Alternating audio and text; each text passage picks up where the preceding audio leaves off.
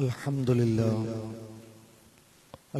لله الواحد القهار غافر الذنب وقابل التوبة شديد العقاب المتفرد بالبقاء والدوام والمتفضل على عباده بالإحسان والإنعام أحمده حمد من قال ربي الله ثم استقام الصلاة والسلام على رسوله المصطفى الذي بلغ الرسالة وأدى الأمانة ونصح الأمة وجاهد في الله حق جهاده وعلى آله وصحبه أجمعين أما بعد فإن خير الكلام كلام الله وخير السنن سنن محمد مصطفى صلى الله عليه وسلم وشر الأمور محدثاتها وكل محدثة بدعة وكل بدعة ضلالة وكل ضلالة في النار. أعوذ بالله السميع العليم من الشيطان الرجيم. يا أيها الذين آمنوا اتقوا الله حق تقاته ولا تموتن إلا وأنتم مسلمون. بسم الله الرحمن الرحيم. يا أيها الذين آمنوا اتقوا الله وذروا ما بقي من الربا إن كنتم مؤمنين فإن لم تفعلوا فأذنوا بحرب من الله ورسوله وإن تبتم فلكم رؤوس أموالكم لا تظلمون ولا تظلمون. സ്നേഹമുള്ള സത്യവിശ്വാസികളെ, വിശ്വാസിനികളെ, സഹോദരി സഹോദരന്മാരെ, സർവശക്തനായ അള്ളാഹുവിന്റെ വിധിവിലക്കുകളും നിയമനിർദ്ദേശങ്ങളും ജീവിതത്തിന്റെ എല്ലാ രംഗങ്ങളിലും അനുഷ്ഠിച്ചും പാലിച്ചും ജീവിക്കുവാൻ നാം ഓരോരുത്തരും പ്രത്യേകം ശ്രദ്ധിക്കണമെന്ന് ആമുഖമായി ഓർമ്മപ്പെടുത്തുകയാണ്, വസിയ്യത്ത് ചെയ്യുകയാണ്. സർവശക്തനായ അല്ലാഹു സുബ്ഹാനഹു വ തആല അവന്റെ വിധിവിലക്കുകളെയും നിയമനിർദ്ദേശങ്ങളെയും യഥാവിധി അനുസരിച്ചും പാലിച്ചും ജീവിക്കുവാനുള്ള ഈമാനും തൗഫീഖും നൽകി നമ്മെ എല്ലാവരെയും അനുഗ്രഹിക്കുമാറാകട്ടെ.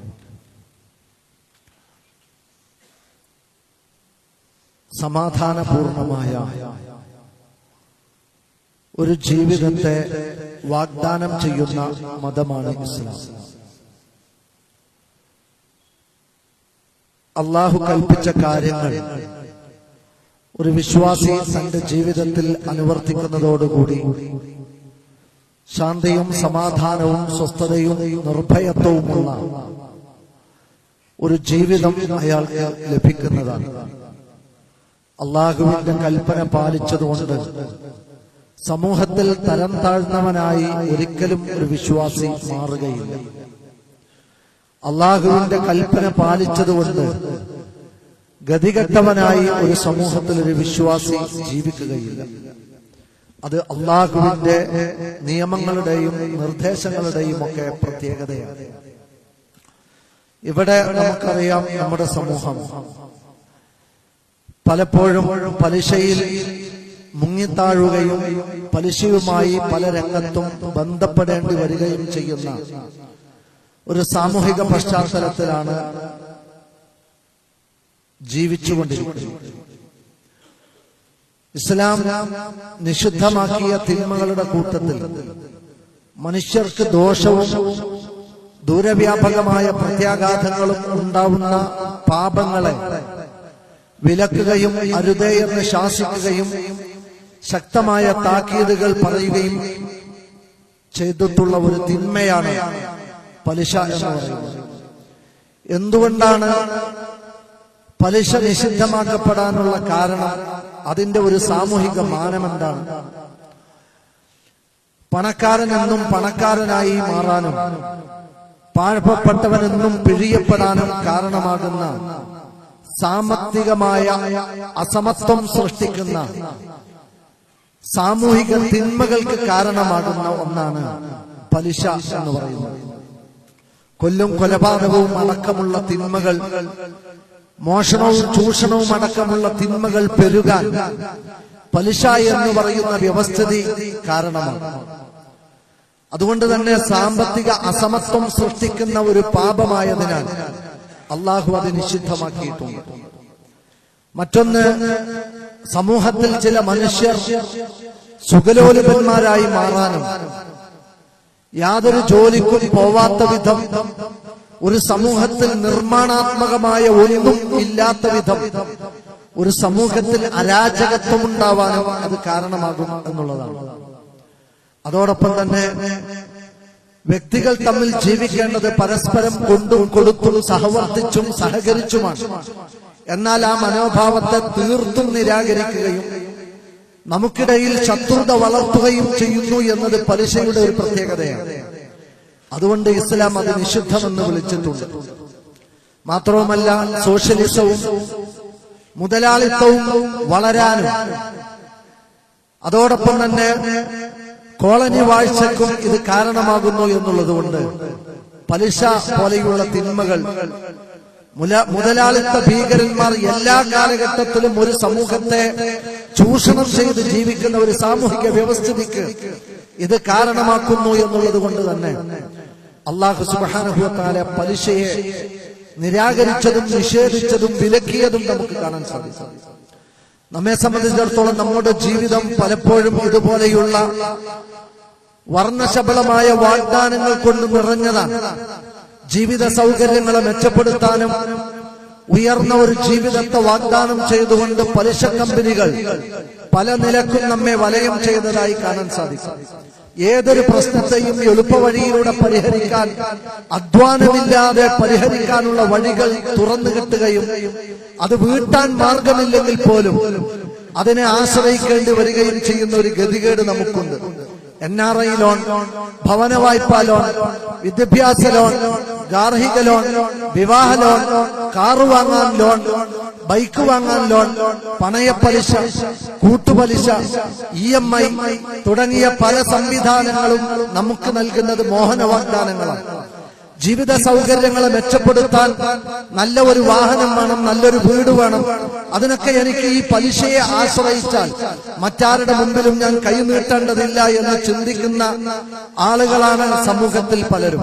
പക്ഷെ ഇസ്ലാമിനെ സംബന്ധിച്ചിടത്തോളം ഈ ഒരു സമ്പ്രദായവുമായി ഒരു നിലക്കും ഒരു വിശ്വാസി അടുക്കാൻ പാടില്ലാത്തതാണ് എന്നും 70-ൽ പരം പലിശ സമ്പ്രദായങ്ങൾ നമ്മുടെ സമൂഹത്തിൽ നിലനിൽക്കുന്നു എന്നും അതിൽ നിന്ന് പൂർണ്ണമായും നിങ്ങൾ വിട്ടുനിൽക്കണം എന്നും അല്ലാഹു സുബ്ഹാനഹു വ തആല കൽപ്പിക്കുകയാണ്. ഇവിടെ ഖുർആനിലെ സൂറത്തുൽ ബഖറ നമുക്ക് മുമ്പിൽ വെക്കുന്നത് ഈ കൽപ്പനയാണ്. അല്ലാഹു യാ അയ്യുഹല്ലദീന ആമനൂ, സത്യവിശ്വാസികളെ വിളിച്ചിട്ട് പറയാണ്, ഇത്തഖുല്ലാഹ, നിങ്ങൾ അല്ലാഹുവിനെ സൂക്ഷിക്കണം, അല്ലാഹുവിനോട് തഖ്വ പാലിക്കണം. വദറൂ മാ ബഖിയ മിനർ റിബ, നിങ്ങൾക്ക് കിട്ടാനുള്ള ഏതൊരു പലിശയെയും അത് നിങ്ങൾ വെടിയണം, നിങ്ങൾ അത് ഉപേക്ഷിക്കണം, ഒഴിവാക്കണം. ഇൻ കുൻതും മുഅ്മിനീൻ, നിങ്ങൾ ഈമാനുള്ളവരും സത്യവിശ്വാസികളും ആണ് എങ്കിൽ. അതോടൊപ്പം ഫഇല്ലം തഫഅലു, നിങ്ങൾ പലിശയുമായി ബന്ധപ്പെടുന്ന ഏർപ്പാട് നിർത്തുന്നില്ല എങ്കിൽ ഫഅ്ദറു ബിഹർബിൻ മിനല്ലാഹി വറസൂലിഹി, നിങ്ങൾ യുദ്ധം പ്രഖ്യാപിച്ചിട്ടുള്ളത് അല്ലാഹുവിനോടും അല്ലാഹുവിന്റെ റസൂലിനോടുമാണ്. അതുകൊണ്ട് വഇൻ തുബ്തും, നിങ്ങൾ പാപമോചനം തേടിയാൽ ഫലക്കും റൂസു അംവാലിക്കും, നിങ്ങളുടെ സമ്പത്തിന്റെ മൂലധനം നിങ്ങൾക്ക് സ്വീകരിക്കാം, അതിന്റെ അപ്പുറത്തുള്ള പലിശ നിങ്ങൾ വാങ്ങാൻ പാടില്ല. ലാ തളിമൂന വലാ തുളമൂൻ, നിങ്ങളായിട്ടൊരു മനുഷ്യനെയും ആക്രമിക്കാനോ അനീതി പ്രവർത്തിക്കാനോ പാടില്ല. നിങ്ങളോടാരും നിങ്ങളെ പലിശയുടെ ഇരകളാക്കി മാറ്റി നിങ്ങളോട് അക്രമം പ്രവർത്തിക്കപ്പെടുന്ന സാഹചര്യവും ഉണ്ടാവാൻ പാടില്ല എന്ന് പലിശയെ സ്വീകരിക്കാനോ പലിശയുമായി ബന്ധപ്പെടാനോ പാടില്ലാത്ത വിധം ശക്തമായ ഒരു കൽപ്പന പരിശുദ്ധ ഖുർആനിലൂടെ അല്ലാഹു നടത്തുകയാണ്. ലാ തഅകുലു റിബ അദ്ആഫ മുളഅഫ, ഇരട്ടി ഇരട്ടിയായി നിങ്ങൾ പലിശ വാങ്ങിക്കൊണ്ട് അത് തിന്നരുത്. നമ്മുടെ കാലഘട്ടത്തിലെ ചില സ്ഥാപനങ്ങൾ ഈ പലിശയിൽ അധിഷ്ഠിതമാണ്, പല സംവിധാനങ്ങളും പലിശയിൽ അധിഷ്ഠിതമാണ്. ഇരട്ടി ഇരട്ടി പലിശ മനുഷ്യരുടെ കൈകളിൽ നിന്ന് വാങ്ങുന്ന ഏർപ്പാട് നിങ്ങൾ നിർത്തിയാൽ നിങ്ങൾക്ക് നല്ലത്. അതല്ലെങ്കിൽ കത്തിയാളുന്ന നരകമാണ് നിങ്ങളെ കാത്തിരിക്കുന്നത് എന്ന് ഈ ആയത്തിന്റെ ബാക്കി അള്ളാഹു പറയുന്നുണ്ട്. അള്ളാഹുവിനെയും അള്ളാഹുവിന്റെ റസൂലിനെയും അനുസരിച്ച് നിങ്ങൾ പലിശയിൽ നിന്ന് വിട്ടുനിന്നാൽ ലഅല്ലക്കും തുർഹമൂൻ, നിങ്ങളുടെ ഉപജീവനത്തിലും നിങ്ങളുടെ ഭൗതിക ജീവിതത്തിലും അള്ളാഹുവിന്റെ കാരുണ്യം നിങ്ങൾക്ക് ലഭിക്കുന്നതാണ് എന്ന് 7 വാനങ്ങൾക്ക് മുകളിൽ നിന്ന് ഖജനാവിന്റെ ഉടമസ്ഥൻ നൽകുന്ന വാഗ്ദാനമാണ്. ജീവിതത്തിലെ അല്ലലുകൾക്ക് പരിഹാരം, അലട്ടലുകൾക്ക് പരിഹാരം, റഹ്മത്തും ബർക്കത്തും ഇല്ലാത്ത അവസ്ഥകൾക്ക് പരിഹാരം പലിശയിൽ നിന്ന് വിട്ടുനിൽക്കലാണ്, പലിശയുമായി ബന്ധപ്പെടലല്ല. അതുകൊണ്ട് അള്ളാഹുവിനെയും അള്ളാഹുവിന്റെ റസൂലിനെയും അനുസരിച്ചുകൊണ്ട് പടച്ച റബ്ബിന്റെ ഈ കൽപ്പന നിങ്ങൾ പാലിക്കണമെന്നാണ് പലിശയുമായി ബന്ധപ്പെട്ട് പരിശുദ്ധ ഖുർആനിലൂടെ അള്ളാഹു നമ്മളെ പഠിപ്പിക്കുന്നു. അഹല്ലല്ലാഹുൽ ബൈഅ, ഏത് കച്ചവടവുമാവാം. സമൂഹ ശ്രേണിയിൽ ഉപജീവനത്തിന് വേണ്ടി വ്യത്യസ്തങ്ങളായ കച്ചവടങ്ങളെ ആശ്രയിക്കുന്നവരും അതുവഴി ഉപജീവന മാർഗം കണ്ടെത്തുന്നവരുമാണ് നാം. കച്ചവടം എന്ന് പറയുന്ന ഏർപ്പാടിനെ ഖുർആൻ പ്രശംസിച്ച ഒരു ഉപജീവന മാർഗമാണ്. എന്നിട്ട് അല്ലാഹു പറഞ്ഞു വഹറമ റിബ, പലിശ, അതിൽ നിന്ന് നിങ്ങൾ വിട്ടുനിൽക്കണം. വാങ്ങിയ തുകയേക്കാൾ അധികം നൽകണമെന്ന വ്യവസ്ഥയോടുകൂടി അവധി നിശ്ചയിച്ച് നൽകപ്പെടുന്ന കടത്തിന്റെ പേരാണ് പലിശ എന്ന് പറയുന്നത്. ഉപജീവന രംഗത്ത് വാഹനം വിൽപ്പന നടത്തുന്നിടത്താണെങ്കിലും വീട് വിൽക്കുന്നിടത്താണെങ്കിലും വീട് വാങ്ങുന്നിടത്താണെങ്കിലും പലിശയുമായി ഏത് ലോൺ എടുക്കുന്ന വിഷയത്തിലാണെങ്കിലും പലിശ എന്ന് പറയുന്ന സമ്പ്രദായം അതിലുണ്ടോ, അതിൽ നിന്ന് നിങ്ങൾ വിട്ടുനിൽക്കണം. കാരണം വഹറമ, അല്ലാഹു നിങ്ങളോട് ഇത് ഹറാമാക്കിയിരിക്കുന്നു, നിഷിദ്ധമാക്കിയിരിക്കുന്നു എന്നാണ്. പലിശയുമായി ബന്ധപ്പെടുന്ന ഏതൊരു നിലക്കും ഇനി അതിന്റെ ഏർപ്പാടിലൂടെ ഉപജീവനം കണ്ടെത്തുക എന്ന് മാത്രമല്ല, ലഅന റസൂലല്ലാഹ്, അല്ലാഹുവിന്റെ റസൂൽ ശപിച്ചിരിക്കുന്നു ആക്കില റിബ, പലിശ തിന്നുന്നവന്, പലിശയെ ഉപജീവന മാർഗമാക്കിയവന്, പലിശ കൊണ്ട് കുടുംബം പുലർത്തുന്നവന്, വമുക്കിലഹു, അത് തീറ്റിപ്പിക്കുന്നവനെയും തന്റെ ആശ്രിതരെയും തന്റെ വീട്ടുകാരെയും തന്റെ അടുത്ത കുടുംബങ്ങളെയും പലിശ തീറ്റിക്കുന്നവനെയും അല്ലാഹു ആ നിലക്ക് ശപിച്ചിരിക്കുന്നു, അല്ലാഹുവിന്റെ റസൂൽ ശപിച്ചിരിക്കുന്നു. മാത്രമല്ല വകാതിബഹു, അതിന്റെ എഴുത്തുകുത്തുകൾ നടത്തുന്ന ആളുകൾ, അതുമായി ബന്ധപ്പെട്ട് ആ വ്യവസ്ഥിതിയെ സ്നേഹിക്കുന്നവരും അതിലൂടെ ഉപജീവനം കണ്ടെത്തുന്നവരും അതിനെ ജീവിത മാർഗമായി സ്വീകരിച്ചവരുമാണ്. അതിനുവേണ്ടി പേനയെഴുതുന്ന ആളുകൾ പോലും അള്ളാഹുവിന്റെ ശാപത്തിന് വിധേയരാണ്. വശാഹിദൈഹി, അതിന് സാക്ഷി നിന്നുകൊടുത്ത് തന്റെ സാലറി സർട്ടിഫിക്കറ്റ് കൊടുത്ത് തന്റെ വീടിന്റെ ആധാരം കൊടുത്ത് ഇതിനോട് ചേർന്ന് നിന്ന് അത്തരം വ്യവസ്ഥിതികളോട് താദാത്മ്യപ്പെടുന്ന ആളുകളും അള്ളാഹുവിനാൽ ശപിക്കപ്പെട്ടിരിക്കുന്നു എന്നാണ് നബി സല്ലല്ലാഹു അലൈഹി വസല്ലമ പറയുന്നത്. ഇമാം മാലിക് റഹ്മഹുല്ലാഹ് പറയാം, അള്ളാഹുവിന്റെ ഗ്രന്ഥം ഞാൻ പൂർണ്ണമായും പരിശോധിച്ചു. കുഫർ കഴിഞ്ഞാൽ, ശിർക്ക് കഴിഞ്ഞാൽ ഏറ്റവും വലിയ പാപം പലിശയാണ് എന്ന് ഞാൻ കണ്ടെത്തുന്നു. പലിശയേക്കാൾ വലിയ ഗൗരവം പറഞ്ഞ മറ്റൊരു തിന്മ കുഫറിനും ശിർക്കിനും ശേഷം പരിശുദ്ധ ഖുർആനിൽ കണ്ടെത്താൻ എനിക്ക് കഴിഞ്ഞില്ല എന്ന അദ്ദേഹത്തിന്റെ വാക്കുകൾ. അള്ളാഹു ഈ തിന്മയെ എത്രത്തോളം ഗൗരവത്തോടുകൂടിയാണ് പരിഗണിച്ചിട്ടുള്ളത്.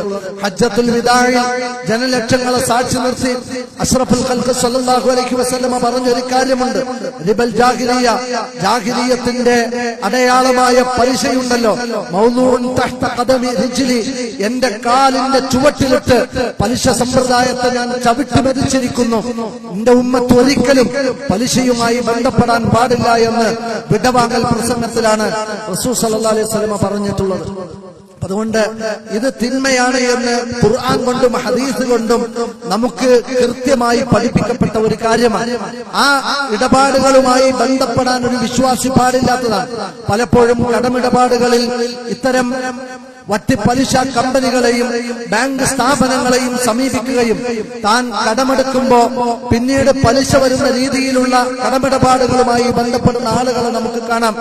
വാഹനം ഒരുമിച്ച് ക്യാഷ് കൊടുത്ത് വാങ്ങാൻ പറ്റാത്തത് കൊണ്ട് എന്റെ ജീവിതത്തിന്റെ അനിവാര്യമായ ഒരു ആവശ്യമാണ് വാഹനം വാങ്ങുക എന്നുള്ളത്, അതുകൊണ്ട് പലിശയുമായി ഞാൻ ബന്ധപ്പെട്ടു എന്നത് എനിക്ക് താൽക്കാലികമായി അതല്ലാതെ മറ്റൊരു നിവൃത്തിയില്ല എന്നാണ് പല ആളുകളും ന്യായീകരണങ്ങൾ പറയാറുള്ളത്. തന്റെ കൈയിലുള്ള പണത്തിനനുസരിച്ച് അതിലൊതുങ്ങി ഹറാമായ വഴികളെ തെരഞ്ഞെടുക്കാതെ ജീവിത സൗകര്യത്തെ കണ്ടെത്താനാണ് ഇസ്ലാം പറഞ്ഞിട്ടുള്ളത്. പട്ടിണി കിടന്ന് ബോധം കെട്ട് വീണപ്പോഴും പലിശയെ ആശ്രയിച്ചിട്ടില്ല. മരുഭൂമിയിലൂടെ കാൽപാദങ്ങൾ വെന്തുവേവുന്ന മണം അനുഭവിക്കേണ്ടി വന്നപ്പോഴും ഒരു പലിശയിലൂടെ ഹറാമായ വഴിയിലൂടെ ജീവിതത്തിൽ ഒരു വാഹനത്തിന് വേണ്ടി അലഞ്ഞു നടന്നിട്ടില്ല സ്വഹാബത്ത്. വിശന്നു പൊരിഞ്ഞു ബോധം കെട്ട് വീണ ചരിത്രങ്ങൾ വരെ നമുക്ക് കാണാൻ സാധിക്കും.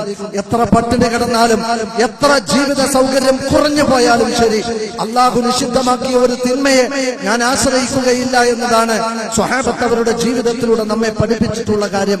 അതുകൊണ്ട് മറ്റു എന്തെല്ലാം വഴികളിലൂടെ ഇനി തനിക്ക് കടം കൊടുത്ത് വീട്ടാൻ സാധിക്കുന്നതാണെങ്കിൽ, ആരുടെ അടുക്കലെങ്കിലും നിന്ന് കടം വാങ്ങിയിട്ടാണെങ്കിലും അവൻ വാഹനം വാങ്ങുന്നു എന്നതല്ലാതെ പലിശയുമായി ആശ്രയിക്കാൻ പാടില്ല. ഇതെന്തുണ്ടായാലും നമ്മുടെ ജീവിതത്തിൽ ആദ്യം മോളെ കെട്ടിക്കണമെന്നാണോ, വാഹനം വാങ്ങണമെന്നാണോ, വീട് വെക്കണമെന്നാണോ, വിദ്യാഭ്യാസ വായ്പ വേണമെന്നാണോ, എങ്കിൽ ആദ്യം തന്നെ ഇതുപോലെയുള്ള പലിശയെ കുറിച്ച് ഒന്നാമതായി ആലോചിക്കുന്ന മാനസികാവസ്ഥയാണ് പല ആളുകൾക്കും ഉള്ളത്. അള്ളാഹു അതിശക്തമായി പാടില്ലെന്ന് പറഞ്ഞ ഒന്നാണ്. വീട് വെക്കുന്നിടത്തും നമുക്ക് ഈ നിലപാടുകൾ കാണാം. ബിസിനസ്സുകൾ തന്റെ കുടുംബം പുലർന്നു പോവാൻ ആവശ്യത്തിന് പണവും ഉപജീവന വഴിയുമുണ്ട്. എന്നാൽ തനിക്ക് അതിലും വലിയ സമ്പാദ്യം ഉണ്ടാക്കിയെടുക്കണമെന്ന് ആഗ്രഹിച്ച് സാമ്പത്തിക തിന്മകളുടെ വഴിയിലൂടെ ബിസിനസ്സിനെ മെച്ചപ്പെടുത്താൻ ശ്രമിക്കുന്ന ആളുകളും ഇതുപോലെ പലിശയുടെ ഇരകളാണ് എന്ന് നമുക്ക് കാണാൻ സാധിക്കും. പലിശ കിട്ടാൻ വേണ്ടി മാത്രം ഒരു വീട് കച്ചവടം നടന്നാൽ, ഒരു സ്ഥലം കച്ചവടം നടന്നാൽ, മറ്റേതെങ്കിലും വസ്തുക്കളുടെ കച്ചവടം നടന്നാൽ, ലക്ഷക്കണക്കിന് രൂപ കൈകളിൽ വന്നാൽ അത് കൊണ്ടുപോയി ഇൻവെസ്റ്റ് ചെയ്ത് അതിന്റെ പലിശയിലൂടെ ജീവിക്കണമെന്ന് ആഗ്രഹിക്കുന്ന ആളുകളെയും നമുക്ക് കാണാൻ സാധിക്കും.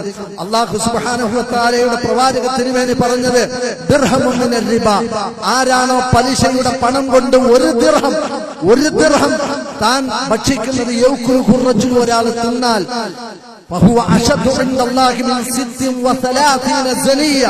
36 സ്ത്രീകളെ വ്യഭിചരിച്ച പാപത്തോളം വരുന്നതാണ് ഒരു ദിർഹം പലിശയുമായി ബന്ധപ്പെടുകയും അത് തിന്നുകയും ചെയ്യുന്നവനെന്ന് പറയുമ്പോൾ വ്യഭിചാരം എത്രമേൽ വലിയ പാപമാണ്. വ്യഭിചാരം ഒരാളുടെ മുഖം നഷ്ടപ്പെടുത്തും, വ്യഭിചാരം ഒരാളുടെ സ്വസ്ഥത നഷ്ടപ്പെടുത്തും, ഒരാളുടെ വ്യക്തിപ്രഭാവത്തെ നഷ്ടപ്പെടുത്തും. സമൂഹത്തിന്റെ ഇടയിൽ ഏറ്റവും കൊള്ളരുതാത്തവനായി ചിത്രീകരിക്കപ്പെടുന്ന പാപമാണ് വ്യഭിചാരം എന്ന് പറയുന്നത്. എന്നാൽ പലിശയാവട്ടെ 36 സ്ത്രീകളെ വ്യഭിചരിച്ചതിനേക്കാൾ വലിയ പാപമാണെങ്കിൽ പള്ളി സെക്രട്ടറിയായും പള്ളി പ്രസിഡന്റായും സമൂഹത്തിലെ മാന്യന്മാരായി ജീവിക്കുമ്പോഴും അള്ളാഹുവിന്റെ കണക്ക് പുസ്തകത്തിൽ അധമന്മാരിൽ അധമൻ എന്നുള്ളതാണ് അവനെ കുറിച്ച് നാം പഠിപ്പിക്കപ്പെടുന്നത്.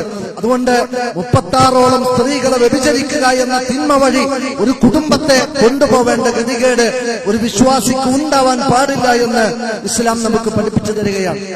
മോളെ കെട്ടിക്കണം, എന്നിട്ട് അതിനുവേണ്ടി പലിശയെ ആശ്രയിക്കുന്ന മനുഷ്യരെ കാണാം. സ്വർണം വാങ്ങണം, സ്വർണത്തിന് വേണ്ടി സ്വർണ്ണ കച്ചവടത്തിന്റെ വിഷയത്തിൽ റിബൽ ഫളലും റിബൽ നസീഅയുടെ 2 പ്രയോഗങ്ങൾ പലിശയുടെ വിഷയത്തിൽ, അതായത് കൊടുക്കുന്നതിനേക്കാൾ കൂടുതൽ ലാഭം വാങ്ങിക്കൊണ്ടോ അതല്ലെങ്കിൽ കൊടുക്കുന്ന വസ്തുവിനേക്കാൾ കൂടുതൽ വസ്തു ഈടാക്കിക്കൊണ്ടോ ഉള്ള രീതിയിലുള്ള റിബൽ ഫളലിനെ നമുക്ക് കാണാം. ഇപ്പൊ കച്ചവടത്തില് സ്വർണ്ണ കച്ചവടം നടത്തുന്നിടത്ത് എന്നുള്ളതാണ്. അതായത് കൈക്ക് പണം കൊടുത്ത് കൈക്ക് പണം ആ സ്വർണം സ്വീകരിക്കുക എന്ന കച്ചവടം മാത്രമേ ഇസ്ലാമിൽ പാടുള്ളൂ. സ്വർണ്ണ കച്ചവടത്തിന്റെ പേരിൽ പിന്നീട് തവണകളായി നൽകാമെന്ന സ്വർണത്തിന്റെ വിഷയത്തിൽ പല ആളുകളും ആശ്രയിക്കുന്ന കാണാം. ഈ പണം കൊണ്ട് കച്ചവടം നടത്തുമ്പോഴും ബാർലി കൊണ്ടും ഈത്തപ്പഴം കൊണ്ടും എന്ന ഒരേ വസ്തുവിനെ കച്ചവടം നടത്തുന്ന സ്ഥലത്താവട്ടെ, പണം കൊടുത്ത് സ്വർണം വാങ്ങുന്ന വിഷയങ്ങളിലാവട്ടെ, എത്ര അളവാണോ അങ്ങോട്ട് കൊടുക്കുന്നത്. ഇപ്പൊ സ്വർണം, പഴയ സ്വർണം എത്ര തൂക്കമാണോ കൊടുക്കുന്നത് അത്രയും തൂക്കം പുതിയ സ്വർണം കൊടുത്തിരിക്കണം എന്നതാണ്. പഴയ സ്വർണത്തിന് വില കുറക്കുകയും പുതിയ സ്വർണത്തിന് വില കൂട്ടുകയും ചെയ്യുന്നത് ഹറാമായ കച്ചവടമാണ്. അത്രത്തോളം നാം സ്വർണ്ണ കച്ചവടത്തിന്റെ വിഷയത്തിൽ കൊടുക്കുമ്പോഴും വാങ്ങുമ്പോഴും ഓൺ ദ സ്പോട്ടിൽ കൊടുത്ത് ഓൺ ദ സ്പോട്ടിൽ വാങ്ങുക എന്ന കച്ചവടം മാത്രമേ സ്വർണത്തിന്റെ വിഷയത്തിൽ ഇസ്ലാം അനുവദിച്ചു തന്നിട്ടുള്ളൂ. അതിനപ്പുറത്ത് പലപ്പോഴും തവണകളായി സ്വർണം കടകളിൽ നിന്ന് പണം അല്പം കൊടുത്ത് പിന്നീട് അടച്ചുപൂട്ടുന്ന രീതിയിലുള്ള സ്വർണ്ണ കച്ചവടങ്ങൾ ഹറാമായ കച്ചവടമാണ് എന്ന് ഇസ്ലാം കൃത്യമായി പഠിപ്പിച്ചു തന്നിട്ടുണ്ട്.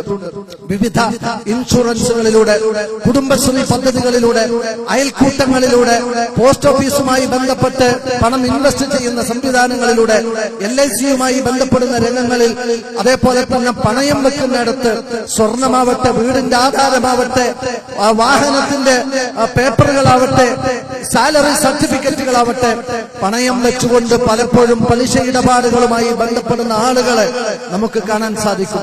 അള്ളാഹു അതിശക്തമായി വിലക്കിയ സബഉൽ മൂബിഖാത്ത് എന്നാണ്, വിനാശകരമായ നരകത്തിലേക്ക് മനുഷ്യനെ കൊണ്ടുപോകുന്ന 7 വൻപാപങ്ങളുടെ കൂട്ടത്തിലാണ് പലിശയുമായി ബന്ധപ്പെടുന്നതിനെ എണ്ണിയിട്ടുള്ളത്. നമുക്ക് നിസ്സാരമെന്ന് തോന്നാം. നബിതങ്ങൾ പറഞ്ഞു 70ഓളം വരുന്ന വാതിലുകൾ പലിശക്കുണ്ട്, വിവിധ വഴികൾ പലിശയുമായി ബന്ധപ്പെടുന്നിടത്തുണ്ട്.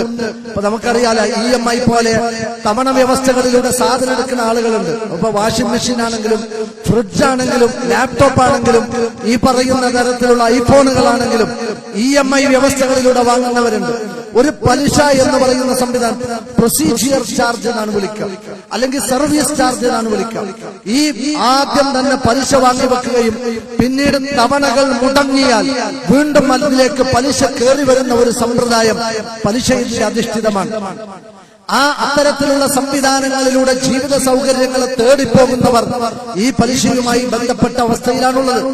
അള്ളാഹുവിന്റെ റസൂൽ സല്ലല്ലാഹു അലൈഹി വസല്ലം പറഞ്ഞു, അന്ന ജിബ്രീൽ അലൈഹി സ്വലാത്തു വസ്സലാം അൽഖാ ഫീ റൗഇ, എന്റെ ഖൽബിൽ വന്നിട്ട് ജിബ്രീൽ വന്ന് പറഞ്ഞ ചില വഹയുണ്ട്. ഇന്ന അഹദൻ മിൻകും ലൻ യഖ്റുജന്ന മിന ദുനിയ ഹത്താ യസ്തക്മില റിസ്ഖഹു, അവനവന്റെ ജീവിതത്തിൽ അള്ളാഹു നിശ്ചയിച്ച ഉപജീവനം വന്നു ചേരാതെ ഒരാളും ദുനിയാവിൽ നിന്ന് വിട്ടുപോകുന്നില്ല എന്നാണ്. ഒരു മനുഷ്യന്റെ ശരീരത്തിലേക്ക് റൂഹ് ആവാഹിക്കപ്പെടുന്ന സമയത്ത് ഇവന് ലഭിക്കേണ്ട റിസ്ഖിന്റെ തോതും കണക്കും എത്രയെന്ന് വല്ലദീ ഖദ്ദറ, അള്ളാഹു വ്യവസ്ഥപ്പെടുത്തിയിട്ടുണ്ട്. അത് അള്ളാഹുവിന്റെ മലക്കുകളാൽ രേഖപ്പെട്ട് കിടക്കുന്നതുമാണ്. അതുകൊണ്ട് തന്നെ നിങ്ങൾക്കുള്ള ഉപജീവനം എത്രയാണോ അത് പൂർണ്ണമായും നിങ്ങളുടെ കൈകളിലേക്ക് വന്നു ചേരാതെ ഈ ദുനിയാവിൽ നിന്ന് നിങ്ങൾ വേറിട്ട് പോവുകയില്ല, വിട പറയുകയില്ല എന്ന് എന്റെ ഖൽബിൽ വന്നിട്ട് വഹയി തന്നു ജിബ്രീൽ. എന്നിട്ട് ജിബ്രീൽ പറഞ്ഞു, ഫത്തഖുല്ലാഹ അയ്യുഹന്നാസ്, അല്ലയോ ജനങ്ങളെ, നിങ്ങൾ അല്ലാഹുവിനെ സൂക്ഷിക്കണം. വഅജ്മിലൂ ഫിത്വലബ്, നിങ്ങൾ ഉപജീവനം തേടും. ആ തേടുമ്പോൾ ഹറാമായ വഴികളെ നിങ്ങൾ തെരഞ്ഞെടുക്കരുത്, ഹറാമിന്റെ പിന്നാലെ പോവരുത്. അല്ലാഹു നിഷിദ്ധമാക്കിയ ഉപജീവനത്തിന്റെ മാർഗങ്ങളെ നിങ്ങൾ സ്വീകരിക്കരുത്. ഫൈനസ്തബ്താഅ അഹദും മിൻകും റിസ്ഖഹു, ആർക്കെങ്കിലും തന്റെ ഉപജീവനം വന്നു ചേരുന്നിടത്ത് എന്തെങ്കിലും ഒരു സാവകാശം നേരിട്ടാൽ അത് കിട്ടാനുള്ള വിഭവങ്ങൾ തടയപ്പെട്ടതല്ല. ആ സമയത്ത് അത്രമാത്രമേ കൈകളിലേക്ക് വന്നു ചേരുകയുള്ളൂ. എന്നാൽ തന്റെ കൈകളിലുള്ള സമ്പത്ത് വർദ്ധിപ്പിക്കുന്നതിന് വേണ്ടി അള്ളാഹുവിനോട് പാപം ചെയ്ത് അള്ളാഹുവിനോട് അനുസരണക്കേട് കാണിച്ച് നിങ്ങൾ ഉപജീവനത്തിന്റെ മേഖല വർദ്ധിപ്പിക്കാൻ ശ്രമിക്കരുത്. പടച്ച റബ്ബിനോട് പാപം ചെയ്തവന്റെ ഉപജീവനത്തിൽ ഒരു ഫളലും അള്ളാഹു നേടിത്തരികയോ ഉണ്ടാക്കി നൽകുകയോ ഇല്ല എന്നാണ്. വീട്ടിലാവട്ടെ, പലിശയുടെ വീട്ടിലാണെങ്കിൽ, പലിശയുടെ കട്ടകളാണ് എങ്കിൽ, പലിശയുടെ സിമന്റ് ആണ് എങ്കിൽ, അള്ളാഹുവിനാൽ ഒരു ഫളലും അള്ളാഹുവിനാൽ ഒരു ബറക്കത്തും അള്ളാഹുവിനാൽ ഒരു റഹ്മത്തും ആ വീട്ടിലില്ല. അവൻ യാത്ര ചെയ്യുന്നത് പലിശയുടെ വാഹനത്തിലാണെങ്കിൽ പടച്ച റബ്ബിനാൽ ഒരു ഫളലും അള്ളാഹുവിനാൽ ഒരു ബറക്കത്തും അള്ളാഹുവിനാൽ ഒരു റഹ്മത്തും ഇല്ല. അത്തിഉല്ലാഹ വ അത്തിഉർ റസൂൽ, പലിശയുടെ വിഷയത്തിൽ നിങ്ങൾ അള്ളാഹുവിന്റെ കൽപ്പന അനുസരിച്ചാൽ ലഅല്ലക്കും തുർഹമൂൻ, നിങ്ങൾക്ക് റഹ്മത്ത് കിട്ടും. അതേപോലെ തന്നെ റിബ എന്നത് യംഹുൽ ബറകാത്താണ്, ബറക്കത്തുകളെ മായ്ച്ചു കളയും പലിശ.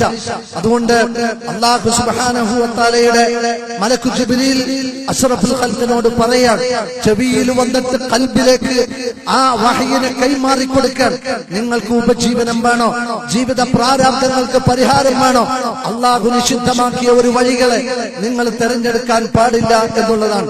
മിഅ്റാജ് യാത്രയിൽ റസൂൽ സല്ലല്ലാഹു അലൈഹി വസല്ലമക്ക് ചില ആളുകളെ കാണിക്കപ്പെട്ടു.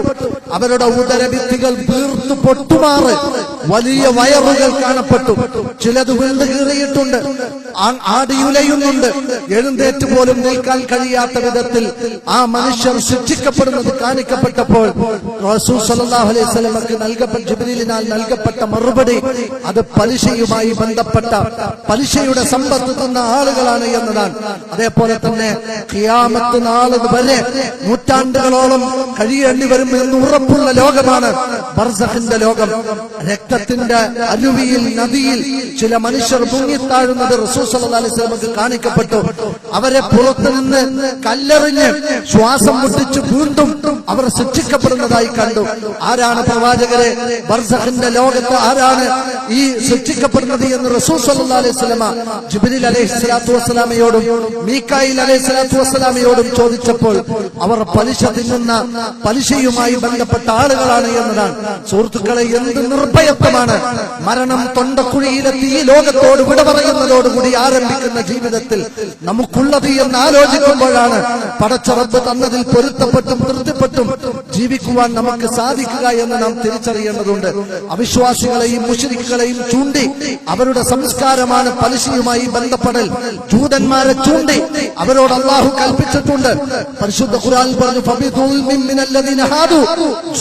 ജൂതന്മാർ ചെയ്ത അക്രമം എന്താണ്? അവർ ചെയ്ത അക്രമം അവർ പലിശ വ്യവസ്ഥയെ സ്വീകരിച്ചു. അവരോട് വിലക്കപ്പെട്ടതാണ്. അതുകൊണ്ട് തന്നെ പടച്ച റബ്ബിന്റെ ഭൗതികമായ ഒരുപാട് അനുഗ്രഹങ്ങൾ അള്ളാഹു അവർക്ക് നിഷേധിച്ചു എന്ന് പൂർവ്വകാല ബനൂ ഇസ്രായേലിന്റെ ചരിത്രത്തെക്കുറിച്ച് വായിക്കുന്നിടത്ത് നമുക്ക് കാണാൻ സാധിക്കും. അതുകൊണ്ട് തന്നെ ഈ വ്യവസ്ഥിതി ഒരിക്കലും പ്രോത്സാഹിപ്പിക്കേണ്ടവനല്ല ഒരു മുസൽമാൻ.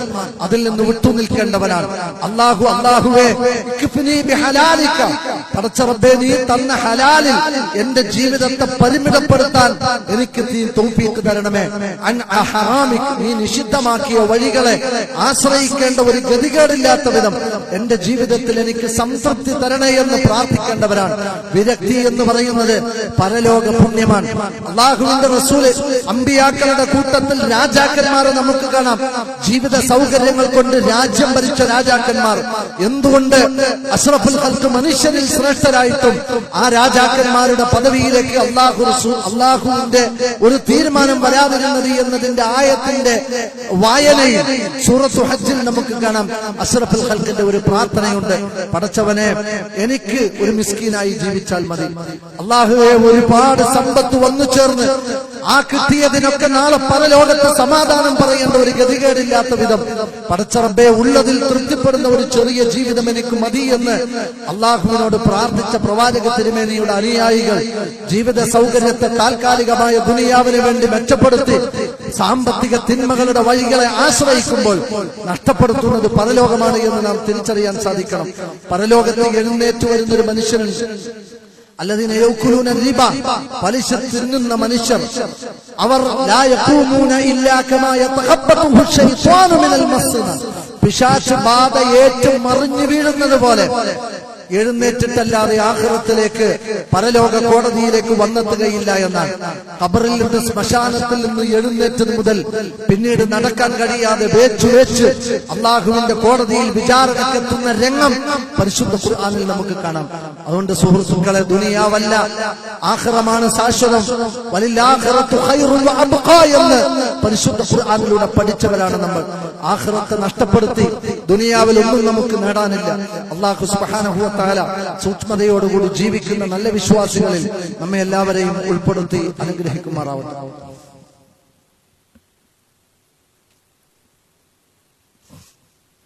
അൽഹംദുലില്ലാഹ് الذي هدانا لهذا وما كنا لنهتدي لولا أن هدانا الله وصلى الله على خير خلقه محمد نبينا صلى الله عليه وآله وصحبه وسلم. സ്നേഹാദരനായ സത്യവിശ്വാസികളെ, വിശ്വാസിനികളെ, അല്ലാഹു സുബ്ഹാനഹു വ തആലയുടെ വിധിവിലക്കുകളും നിയമനിർദ്ദേശങ്ങളും അനുസരിച്ചും പാലിച്ചും ഓരോ കാലടിയും മുന്നോട്ട് വെക്കണമെന്നൊരിക്കൽ കൂടി ഓർമ്മപ്പെടുത്തുകയാണ്, വസിയ്യത്ത് ചെയ്യുകയാണ്. സാമ്പത്തിക രംഗത്ത് പലിശ പോലെയുള്ള തിന്മകൾ സംഭവിച്ചു പോയാൽ അതുവഴി ദൂരവ്യാപകമായ വ്യത്യസ്തങ്ങളായ പരിക്കുകൾ ഒരു വിശ്വാസിയെ സംബന്ധിച്ചിടത്തോളം ഉണ്ട്. അതിലൊന്നാണ് റസൂൽ സല്ലല്ലാഹു അലൈഹി വസല്ലം പറഞ്ഞു, കുല്ല ലഹ്മിൻ നബത മിൻ സുഹ്തിൻ ഫന്നാറു ഔലാ ബിഹി. ഏത് ശരീരത്തിലെ മാംസമാണോ രക്തമാണോ ഊട്ടപ്പെട്ടത്, അള്ളാഹു നിഷിദ്ധമാക്കിയ ഒരു തിന്മയുടെ വഴിയിലൂടെ അവനെ കാത്തിരിക്കുന്നത് കത്തിയാളുന്ന നരകമാണ് എന്നതാണ്. അതുകൊണ്ട് എന്റെയും നിങ്ങളുടെയും ശരീരത്തിൽ മുഴച്ചു പോകുന്ന മാംസം അത് ഹറാമായ ഉപജീവനത്തിലൂടെ അല്ല എന്ന് ഉറപ്പുവരുത്താൻ നമുക്ക് സാധിക്കണം. നമ്മുടെ പ്രിയപ്പെട്ട പൊന്നുമക്കൾക്കും നമ്മുടെ പ്രിയപ്പെട്ട ഭാര്യക്കും പ്രായം ചെന്ന മാതാപിതാക്കൾക്കും ഹറാമിന്റെ വഴിയിലൂടെ ഉപജീവനം എത്തിച്ചു കൊടുത്ത് നാം അവരെയും ഇത് തീറ്റിക്കുമ്പോൾ ഇതിന്റെ വിഷയത്തിൽ എത്രത്തോളം ഇവരൊക്കെ നാളെ ആഖിറത്തിൽ ഇരയായി പോകുമോ എന്ന വിഷയം നാം ഭയപ്പെടേണ്ടത് തന്നെയാണ്.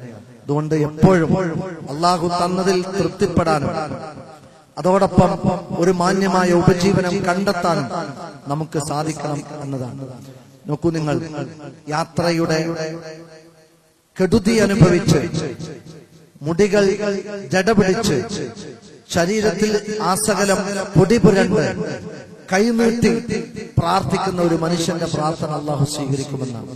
പക്ഷെ അങ്ങനെ ഒരു മനുഷ്യനെ ചൂണ്ടി റസൂൽ സല്ലല്ലാഹു അലൈഹി വസല്ലം പറഞ്ഞു, അവൻ യഖൂലുൽ അബ്ദു യാ റബ്ബി യാ റബ്ബി യാ റബ്ബി എന്നിങ്ങനെ വിളിച്ച് പ്രാർത്ഥിക്കുന്നു.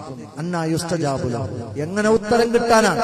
മത്അമുഹു ഹറാം, ഹറാമിന്റെ ഭക്ഷണം, വമശ്റബു ഹറാം, ഹറാമിന്റെ പാനീയം, വമൽബസുഹു ഹറാം, ഹറാമിന്റെ വസ്ത്രം. അന്നാ യുസ്തജാബു ലഹു അന്നഹു ഖുദിയ ഫിൽ ഹറാം, ശരീരം പൂർണ്ണമായി ഊട്ടപ്പെട്ടത് തന്നെ ഈ ഹറാമിനാലാണ് എങ്കിൽ എങ്ങനെയാണ് ഉത്തരം കൊടുക്കാൻ? അതുകൊണ്ട് നാളെ ആഖിറമുണ്ട് എന്ന് ചിന്തിക്കുന്നവർ സാമ്പത്തിക അച്ചടക്കം പാലിക്കേണ്ടതുണ്ട്. പടച്ച റബ്ബിനോട് ചോദിച്ചാൽ അള്ളാഹു പറഞ്ഞില്ല, നിങ്ങൾ അള്ളാഹുവിനെ അനുസരിച്ച് റസൂലിനെ അനുസരിച്ച് ഇത്തരം തിന്മകളിൽ നിന്ന് വിട്ടുനിന്നാൽ ലഅല്ലകും തുർഹമൂൻ, നിങ്ങൾക്ക് റഹ്മത്ത് വന്നു ചേരും. യസീദു മിൻ ഫളലിഹി, അള്ളാഹുവിന്റെ ഫളലിനെ അവൻ വർദ്ധിപ്പിച്ചു തരും. അത് ഒരു വാഗ്ദാനമാണ്. ഈ വാഗ്ദാനം അള്ളാഹു ഒരിക്കലും ലംഘിക്കുകയില്ല. നമുക്ക് വീട് വെക്കാൻ സൗകര്യപ്പെടുന്ന ഒരു സംവിധാനം വേണം, സംശയമൊന്നുമില്ല. പക്ഷെ വാടക വീട്ടിൽ താമസിച്ചത് കൊണ്ട് ഒരു മനുഷ്യൻ നരകത്തിൽ പോകില്ല, അയാൾക്ക് സ്വർഗം നഷ്ടപ്പെടില്ല. എന്നിരുന്നാൽ പോലും എന്റെ റബ്ബ് നിഷിദ്ധമാക്കിയ ഒരു വഴിയെ ഞാൻ തെരഞ്ഞെടുക്കില്ലെന്ന് തീരുമാനിച്ചാൽ അയാൾ പോലും അറിയാത്ത രീതിയിൽ അയാൾക്ക് അനുഗ്രഹങ്ങൾ വന്നു ചേരും. സമൂഹത്തിൽ സഹവർത്തിത്വം എന്ന് പറഞ്ഞില്ലേ, പണമുള്ള ആളുകൾ ഈ പാവപ്പെട്ട ദീനനുസരിച്ച് ജീവിക്കുന്ന മനുഷ്യനെ സഹായിക്കാനുള്ള വ്യവസ്ഥ അള്ളാഹു കൊണ്ടുവരും.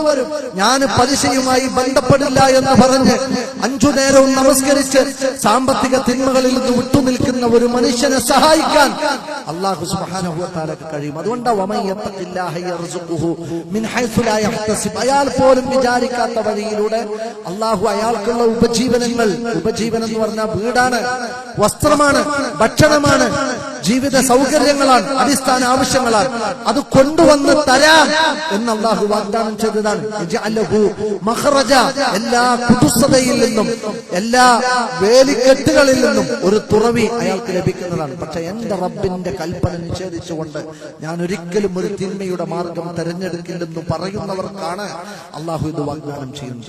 അള്ളാഹു സുബ്ഹാനഹു വ തആല കാര്യങ്ങൾ മനസ്സിലാക്കി പ്രവർത്തിക്കാനുള്ള വിവേകം നൽകി നമ്മെ എല്ലാവരെയും അനുഗ്രഹിക്കുമാറാവട്ടെ. അറിഞ്ഞോ അറിയാതെയോ സംഭവിച്ചു പോയ അനവധി നിരവധി പാപങ്ങളുണ്ട്. അള്ളാഹു നമുക്കെല്ലാം വിട്ടുപുറത്ത് മാപ്പാക്കി നൽകുമാറാവട്ടെ. വന്നുപോയ തെറ്റുകളിൽ അള്ളാഹുവിനോട് പാപമോചനം തേടി പലിശയുമായി ബന്ധപ്പെട്ടിട്ടുണ്ടെങ്കിൽ എത്രയും പെട്ടെന്ന് അത് വീട്ടാൻ അള്ളാഹു നമ്മെ എല്ലാവരെയും സഹായിക്കുമാറാവട്ടെ. ഇത്തരം വ്യവസ്ഥതയോട് 100% അകലം പാലിക്കാമെന്ന് അള്ളാഹുവിനോട് വാക്ക് കൊടുത്താൽ റബ്ബ് സുബ്ഹാനഹു വ തആല നമ്മുടെ കടം വീട്ടിത്തരും. അള്ളാഹുവാണ് മൗല. അതുകൊണ്ട് പടച്ച റബ്ബിനോട് കരളുരുകി ഈ തിന്മയിൽ നിന്ന് രക്ഷപ്പെടുത്തണേ എന്ന് പ്രാർത്ഥിക്കണം. അള്ളാഹു നമ്മെ എല്ലാവരെയും എല്ലാ തിന്മകളിൽ നിന്നും സംരക്ഷിക്കുമാറാവട്ടെ. അള്ളാഹുവെ, ശാരീരിക രോഗങ്ങൾ കൊണ്ട് വലയുന്നവർ ഞങ്ങളുടെ കൂട്ടത്തിലുണ്ട്. എല്ലാ അസുഖങ്ങളിൽ നിന്നും പൂർണ്ണമായ ശിഫാഇനെ പ്രദാനം ചെയ്യണമേ അല്ലാ. മഹാമാരികളും മാറാ രോഗങ്ങൾ കൊണ്ട് പരീക്ഷിക്കപ്പെടുന്നവർ ഞങ്ങളുടെ കൂട്ടത്തിലുണ്ട്. അത്തരം പരീക്ഷണങ്ങൾ വരാത്ത വിധം ഞങ്ങളോട് കരുണ കാണിക്കണം റഹ്മാനെ. പടച്ചവനെ, ഞങ്ങളുടെ കൂട്ടത്തിൽ നിന്ന് വിട്ടുപിരിഞ്ഞവർ ഇന്ന് ബർസഖിന്റെ ലോകത്താണ്. അള്ളാഹുവെ, അവരുടെ ഖബറിടം നീ സ്വർഗ്ഗത്തോപ്പാക്കി കൊടുക്കണമേ അല്ലാ. അവരുടെ എല്ലാ തെറ്റുകുറ്റങ്ങളെയും അവർ ഞങ്ങൾക്ക് നീ പുറത്തു മാപ്പാക്കി കൊടുക്കണം റഹ്മാനെ. സാമ്പത്തിക രംഗത്ത് ഞങ്ങളുടെ ഉപജീവനത്തിലും ജോലിയിലും കൂലിയിലും നിന്റെ അനുഗ്രഹവും കാരുണ്യവും വർഷിക്കണം റഹ്മാനെ. അള്ളാഹുവേ, ഒരു വിഭാഗം സ്വർഗത്തിലേക്ക് ആനയിക്കപ്പെടുമ്പോൾ മറ്റൊരു വിഭാഗം നരകത്തിലേക്ക് വലിച്ചെടുക്കപ്പെടുമ്പോൾ സ്വർഗപൂങ്കാവനത്തിലേക്ക് പോകുന്നവരുടെ കൂട്ടത്തിൽ ഞങ്ങളെയും ഞങ്ങളുടെ പ്രിയപ്പെട്ടവരെയും ഉൾപ്പെടുത്തി അനുഗ്രഹിക്കണമേ അല്ലാഹ്. اللهم اغفر للمؤمنين والمؤمنات والمسلمين والمسلمات الأحياء منهم والأموات. ربنا تقبل منا دعانا إنك أنت السميع العليم وتب علينا إنك أنت التواب الرحيم. آمين آمين آمين برحمتك يا أرحم الراحمين.